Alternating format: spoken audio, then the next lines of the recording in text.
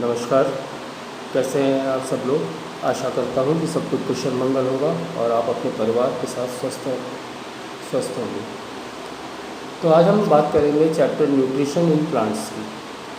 सबसे पहले डिफाइन करते हैं what is nutrition and what is important of nutrition. पोषकता किसे कहते हैं? Right, the process of providing or obtaining the food necessary for the health and growth of any living organism is called as nutrition.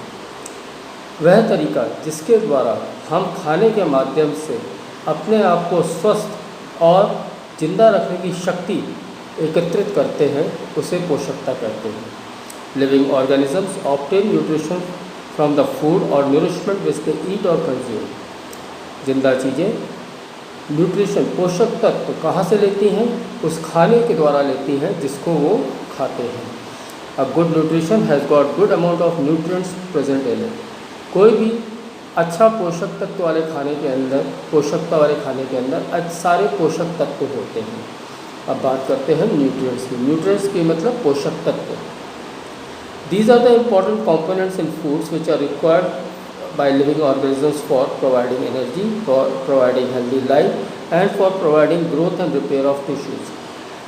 वह प्रमुख चीज़ें जिसके कारण एक जिंदा चीज़ अपने लिए शक्ति पैदा कर सकती है, एक स्वस्थ जीवन जी सकती है तथा अगर उसको कोई चोट या बीमारी हो जाए तो उसको उसके खिलाफ अतिक्रमण कर सकती है, यानी उसको रोक सकती है। ये सारी चीज़ें हमें पोषक तत्व द्वारा मिलती हैं। There are 7 major classes of nutrients. Nutrients को 7 प्रमुख भागों में बांटा गया है। Carbohydrates, fats, minerals, proteins, vitamins, fibres and water. अब बात करते हैं सबसे पहले इम्पोर्टेंस ऑफ न्यूट्रिशन की। न्यूट्रिशन हमारे लिए क्यों जरूरी है? पोषक तत्व हमारे लिए क्यों जरूरी है? A good nutrition is an important part of living organism for leading a healthy lifestyle. एक स्वस्थ जीवन जीने के लिए आपके अंदर पोषक तत्वों की हर समय ज़रूरत पड़ती है। अ गुड डाइट और food full of nutrition helps any living organism to attain good health and weight, capability for fighting with diseases and the power of healthy reproduction. एक पोषक तत्वों से भरा हुआ भोजन जिंदा चीज़ों को क्या मदद करता है पाने में? अच्छी सेहत, अच्छा वजन। दूसरा, रोगों के खिलाफ प्रतिरोधक क्षमता को विकसित करने की ताकत देता है। और हेल्थी रिप्रोडक्शन, वो अपने आगे आने वाली नस्ल को एक अच्छा तरीके से पैदा कर सके और उसे स्वस्थ पैदा कर सके, ये पोषक तत्वों द्वारा होता है। अब modes of nutrition in plants. पौधे अपने लिए पोषक तत्व कैसे लेते हैं? Plants produce their food by taking raw materials from their surroundings and then these raw materials are from soil and from atmosphere. आप अपने आसपास किसी भी पौधे को देखें तो वो आप देखेंगे कि वो ज़मीन में लगा होगा और उसके चारों तरफ वातावरण होगा। तो कोई भी पौधा अपने लिए पोषक तत्व 2 जगहों से प्राप्त करता है, एक ज़मीन से और दूसरा आसपास के वातावरण से। When I say From soil the plants are able to take mineral and water. जब मैं ज़मीन की बात करता हूँ तो ज़मीन से 2 प्रमुख चीज़ें पौधे लेते हैं, वो है पानी और मिनरल्स मतलब खनिज। From atmosphere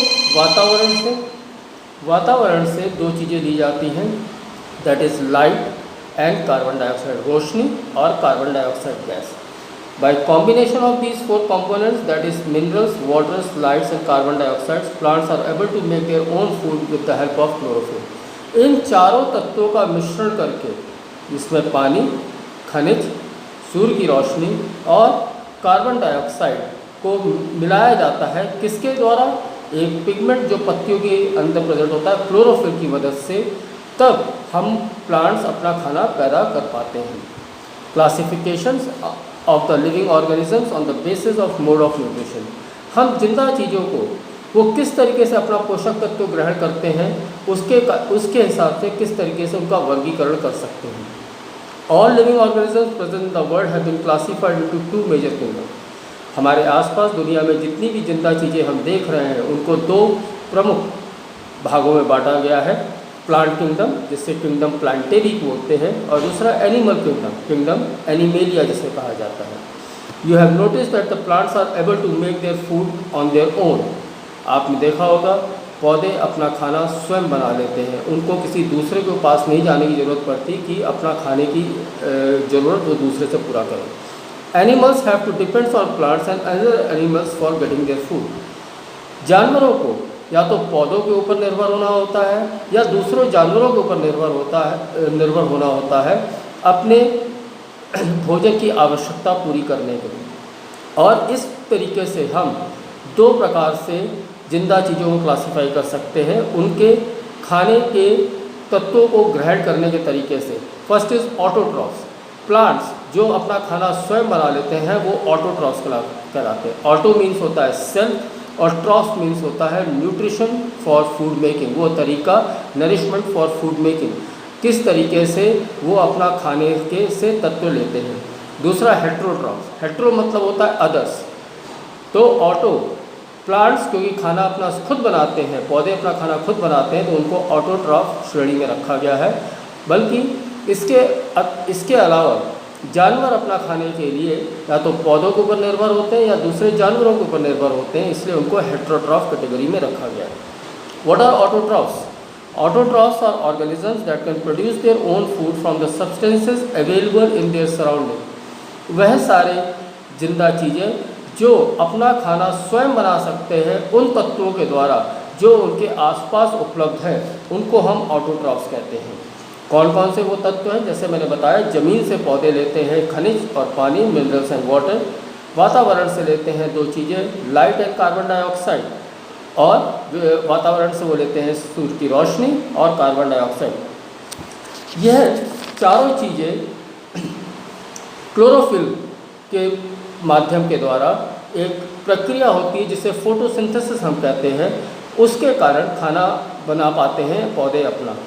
photosynthesis takes place by the help of chlorophyll, green pigment present in the plant leaves. Photosynthesis प्रक्रिया किस कारण से होती है? क्योंकि हर पौधे के अंदर एक हरा कलर का तत्व होता है जिसके कारण उसकी पत्तियां हरी दिखती है, वो क्लोरोफिल होता है, और इसी के माध्यम के द्वारा ये चारों चीज़ें मिश्रण होकर के पौधों को खाना बनाने में मदद करती हैं। Examples of autotrophs of plant, algae and some types of bacteria. Autotrophs के अंदर आप किन किन श्रेणियों को रख सकते हैं? आप पौधों को रख सकते हैं, एल्गे मतलब आप काई को रख सकते हैं, और कुछ बैक्टीरियाज को रख सकते हैं। Heterotrophs. Heterotrophs are also known as consumers because they eat other organisms to fulfil their nutrition requirement. Heterotrophs को हम कंज्यूमर्स बोलते हैं। कंज्यूमर मतलब उपभोक्ता, क्योंकि वह या तो पौधों को खाते हैं या दूसरों जानवरों को खाते हैं, जिसके कारण उनकी खाने की आवश्यकताएं पूरी हो सके, इसलिए उनको हेट्रोट्रॉफ्स बोला जाता है। All animals fall under the category of heterotrophs. Example humans, domestic और वाइल्ड एनिमल्स। सारे प्रकार के जानवर हेट्रोट्रॉफ्स कहलाते हैं, जिसमें इंसान और पालतू जानवर के साथ साथ जंगली जानवर भी आ जाते हैं। Photosynthesis, food making process in plants. Photosynthesis एक प्रक्रिया है जिसके द्वारा पौधे अपना खाना बनाते हैं। Plants make food in their leaves. पौधों के अंदर खाना कहाँ बनता है? उनकी पत्तियों में। Leaves are also known as the food factory of plants. पत्तियों को किसी भी पौधे की खाना बनाने वाली इकाई के रूप में जाना जाता है। The leaves contain a pigment known as chlorophyll which gives the colour of the leaves green. Leaves के अंदर एक तत्व पाया जाता है जिसे हम क्लोरोफिल कहते हैं, जिसके कारण पौधों पत्तियों का कलर हरा होता है। Chlorophyll helps the plants to make their food by photosynthesis. Chlorophyll photosynthesis प्रक्रिया द्वारा पौधे को अपना खाने बनाने में सक्षम बनाती है। During photosynthesis in green plants, light energy is captured and is used to convert water, carbon dioxide and minerals into oxygen and energy rich compound. जब फोटोसिंथेसिस प्रोसेस होता है, जैसे हमने बताया, पौधे ने ज़मीन से दो तत्व लिए, पानी और खनिज, वातावरण से लिए कार्बन डाइऑक्साइड और सूर्य की रोशनी, और उनके पत्तियों में है क्लोरोफिल। जब ये चारों चीज़ें मिश्रित होती हैं क्लोरोफिल के द्वारा, और जब ये प्रक्रिया होती है, तो पौधे इस रासायनिक प्रक्रिया के बाद कौन कौन सी दो चीज़ें बनाते हैं? एक तो वो ऑक्सीजन बनाते हैं जिसको वो वातावरण में छोड़ देते हैं, जिसको जानवर उपयोग करते हैं सांस लेने के लिए। और दूसरा, वो वह पोषक तत्व बनाते हैं जिसके कारण वो अपने खाने की आवश्यकताओं को पूरा कर सकें। This is all done by the help of chlorophyll present in leaves. याद रखिए, ये चारों तत्व तभी किसी भी पौधे के लिए खाना बना पाएंगे जब उसके पत्तियों में क्लोरोफिल पाई जाएगी। The light energy is change into chemical energy, thus helping in the food production. सूर्य की रोशनी जो गर्माहट होती है, ऊष्मा के रूप में होती है, उसको किस में चेंज किया जाता है? उसको एक रासायनिक एनर्जी के रूप में चेंज कर दिया जाता है रासायनिक एनर्जी के रूप में चेंज कर दिया जाता है, जिसके कारण खाने का प्रोडक्शन होता है। तो अब हम कह सकते हैं carbon dioxide plus water plus minerals, sunlight और क्लोरोफिल की उपलब्धता में कौन सी दो चीज़ें बनाते हैं? कार्बोहाइड्रेट और ऑक्सीजन। ऑक्सीजन प्लांट्स वातावरण में रिलीज कर देते हैं तथा कार्बोहाइड्रेट्स उनके खाने के तत्व के रूप में उनके अंदर स्टोर हो जाता है। कार्बोहाइड्रेट्स स्टार्च और ग्लूकोज के रूप में प्लांट्स में पाया जाता है। Important components required present in the leaves required for photosynthesis. कौन कौन सी दो प्रमुख चीज़ें पौधों की पत्तियों में होनी चाहिए जिसके कारण ये फोटोसिंथेसिस की प्रक्रिया हो सके? वो दो चीज़ें हैं, क्लोरोफिल एंड स्टोमेटा। पहले बात करते हैं क्लोरोफिल की। Chlorophyll and its functions. Chlorophyll और उसकी प्रक्रियाएं, वो क्या क्या करती है? The role of chlorophyll in photosynthesis is very important. It is composed of green pigment known as chloroplast. Chlorophyll, जैसा मैंने पहले बताया है, बिना क्लोरोफिल के कोई भी पौधा अपना खाना नहीं बना पाएगा। बेशक उसके पास ये चार तत्व उपलब्ध हों, लेकिन क्लोरोफिल होना बहुत ज़रूरी है। जैसे कि आपने देखा हो, कोई भी पौधा जो सूख जाता है, उसके अंदर से पत्तियां पूरी झड़ जाती है, तो आखिरी में वो पौधा क्या हो जाता है? वो पौधा ख़त्म हो जाता है। क्यों? क्योंकि उसको बेशक उस पौधे को ज़मीन से खनिज मिल रहा हो, पानी मिल रहा हो, उसके वातावरण में कार्बन डाइऑक्साइड और सूर्य की रोशनी भी उपलब्ध हो, लेकिन क्योंकि उसके पास पत्तियां नहीं है इसलिए वो अपना खाना नहीं बना सकता, और जिसके कारण वो क्षीण होता रहता है और आखिरी में उसकी मृत्यु हो जाती है। क्लोरोफिल छोटे छोटे पिगमेंट्स के रूप में प्रेजेंट होता है, जिनको हम क्लोरोप्लास्ट कहते हैं। Chloroplast are stored in the specialized location in plant cells of leaves and these are called as thylakoids. Chloroplast हमको कहाँ पे मिलता है? लीव्स के अंदर कुछ विशेष जगह होती है जिनको हम थाइलाकोइड्स कहते हैं, इसके अंदर क्लोरोप्लास्ट प्रेजेंट होता है। Chloroplast are responsive for giving the green colour to leaves. Chloroplast की प्रमुखता होती है जिसके कारण पत्तियों को हरा रंग मिलता है। याद रखिए, क्लोरोप्लास्ट जुड़ करके जो कंपाउंड बनाते हैं, जो पदार्थ बनाते हैं, उसे क्लोरोफिल कहा जाता है। Functions of chlorophyll, it absorbs lights and transmits it to the plant during photosynthesis. पहला प्रमुख काम जो क्लोरोफिल करती है, वो सूर्य की रोशनी को सोखती है तथा उसको अंदर पत्तियों तक ग्रहण करके फोटोसिंथेसिस प्रक्रिया को शुरुआत करने में मदद करती है। This is the most important substance with in chloroplast are the food production and the centre of plant cell. Chlorophyll के अंदर क्लोरोप्लास्ट होते हैं जो इस खाने बनाने वाली प्रक्रिया में मददगार होते हैं। स्टोमेटा, अगर आप कोई भी पत्ती देखें तो आपको पत्ती की दो सतह दिखती है, एक ऊपर वाली सतह दिखती है, एक नीचे वाली सतह दिखती है। ऊपर वाली सतह आपको चिकनी दिखती है, नीचे वाली सतह खुरदरी होती है। इस खुरदरी सतह में, नीचे वाली सतह में कुछ छोटे छोटे छिद्र पाए जाते हैं, यानी छेद पाए जाते हैं, उनको हम स्टोमेटा कहते हैं। Stomata are the tiny openings और the pores in the plants tissue that allow gas exchange. ऐसे छोटे छोटे छिद्र या ऐसी छोटी छोटी छेद जिसके द्वारा पौधे वातावरण से गैस एक्सचेंज कर सके, मतलब वो कार्बन डाइऑक्साइड को ले सके और ऑक्सीजन को वापस वातावरण में रिलीज कर सके, उनको हम स्टोमेटा कहते हैं।